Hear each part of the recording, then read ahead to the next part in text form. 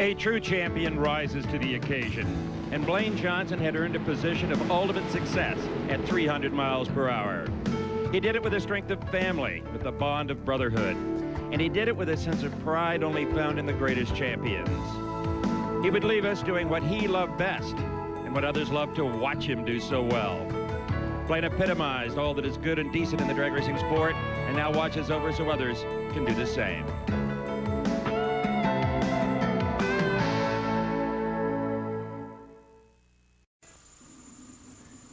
It is a sad morning here at Indianapolis Raceway Park in the NHRA U.S. Nationals. Yesterday, the drag racing sport lost a shining light. Top Fuel points leader Blaine Johnson died of injuries suffered in a 300-mile-an-hour finish line accident. In many ways, Blaine and his family epitomized all that is good and decent about drag racing.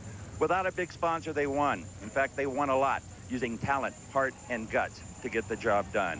And fittingly, Blaine's last ride was the quickest in the history of the U.S. Nationals. It's been 25 years since the sport lost a Top Fuel driver at a national event, but it never became complacent, just confident in its race car builders, its rules makers, and the skills of its drivers. Blaine Johnson and his family will be forever in our hearts, but the sport will go forward, and so too, with a heavy heart, will this television show. So the story in Top Fuel in the first round was really going to be one of sadness, but one of some great anticipation, I think, for Tony Schumacher as he gets into the race. He comes in as the number 16 qualifier, so that means that he would end up with a bye in round one, and look at what he does.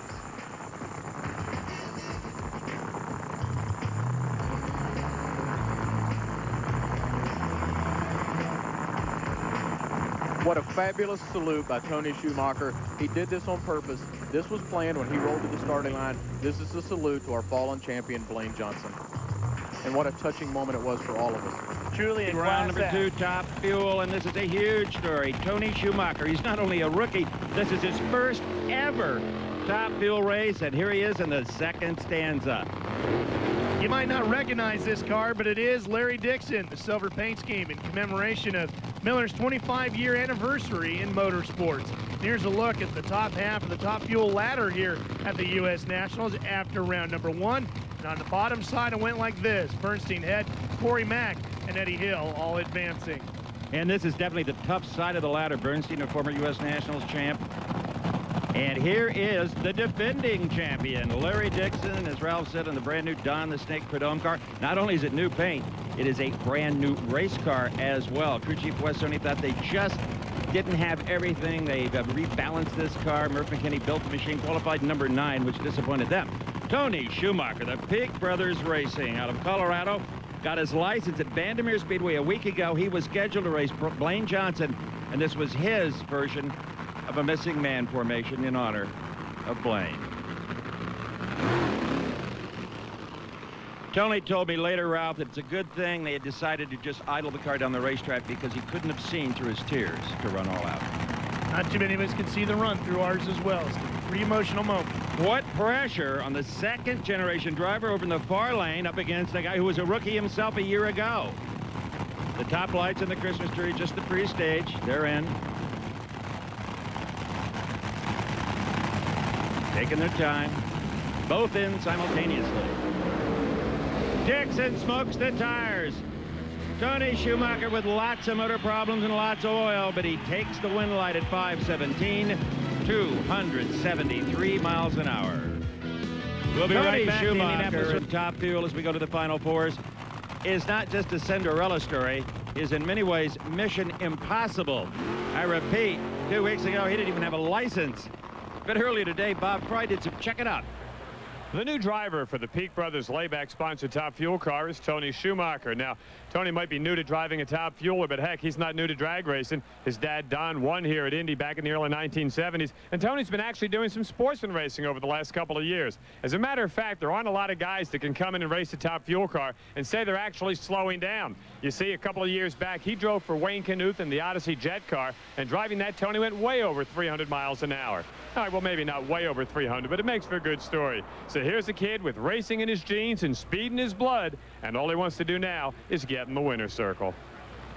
Well, Ralph Sheheen, one thing Tony didn't have to worry about with that jet car were traction problems with the thrust vehicle, and that has been the key, especially. Well, we are trying to find out who exactly will have lane choice, because we have been talking about that ourselves and trying to read the numbers on the monitor here.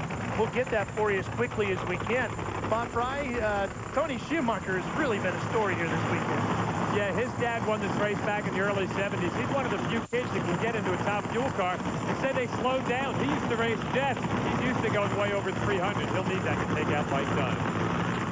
And we're told Ricky Smith will have the lane choice over Kurt Johnson. So that'll be a great war when we get to that Pro Stock final. Meanwhile, top fuel semi, Schumacher and Dunn. Oh, they both smoke him. We're into a pedaling battle, and look at Schumacher. Oh, what unbelievable. a ride.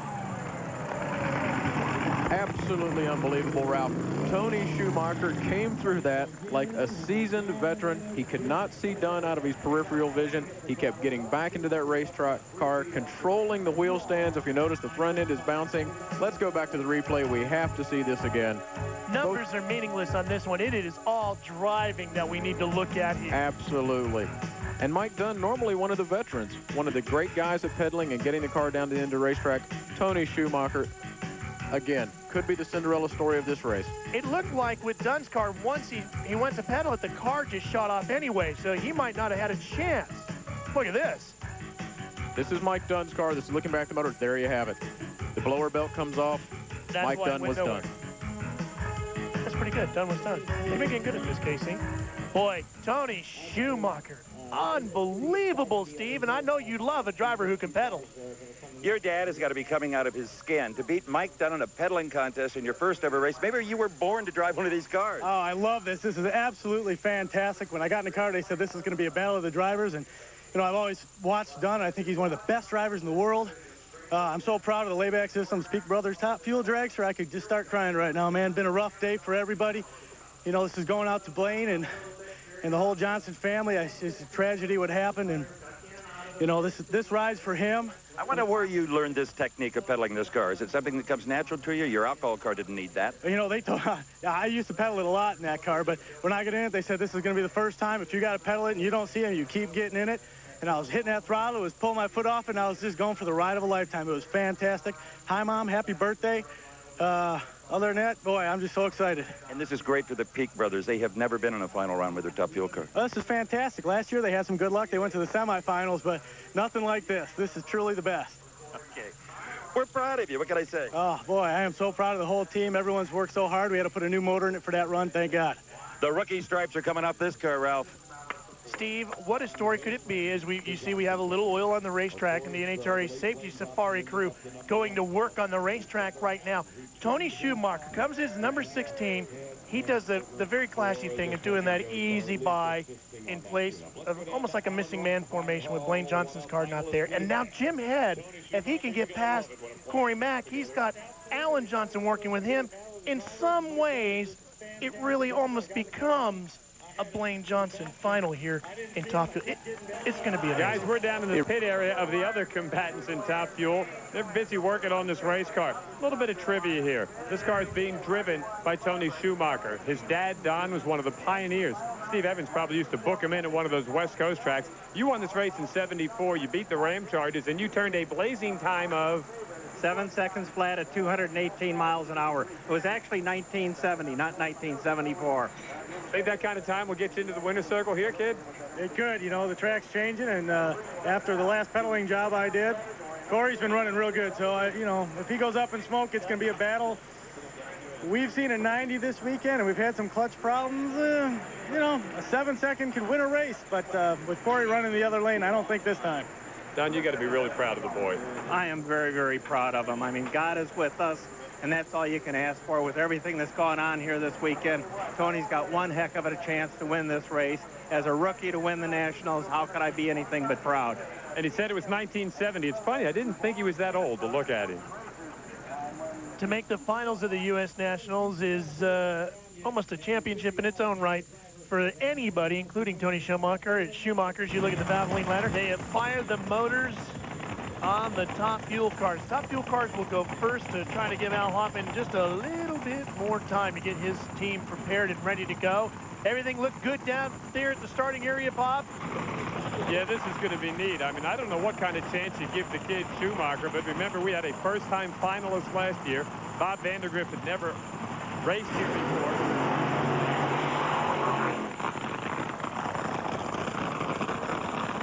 So last year was kind of a Cinderella deal also. Larry Dixon's first Indianapolis championship. He gets the win. Vandergriff almost had it as the chute come out. Here, Corey Mack, I mean, apparently on paper would have this thing covered. He might have too much race car right here, but as Casey will tell you, they don't run these things on paper.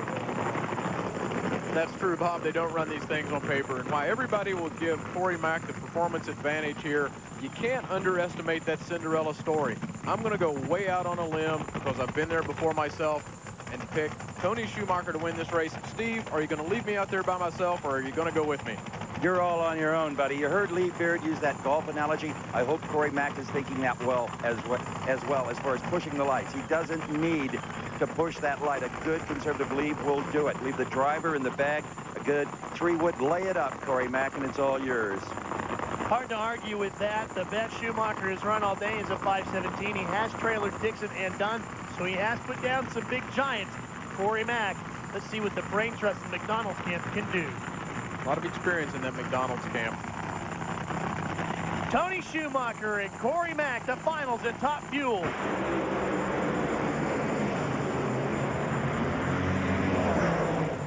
And Corey Mack wins the U.S. Nationals. He is the champ with a 473 at 306 miles an hour.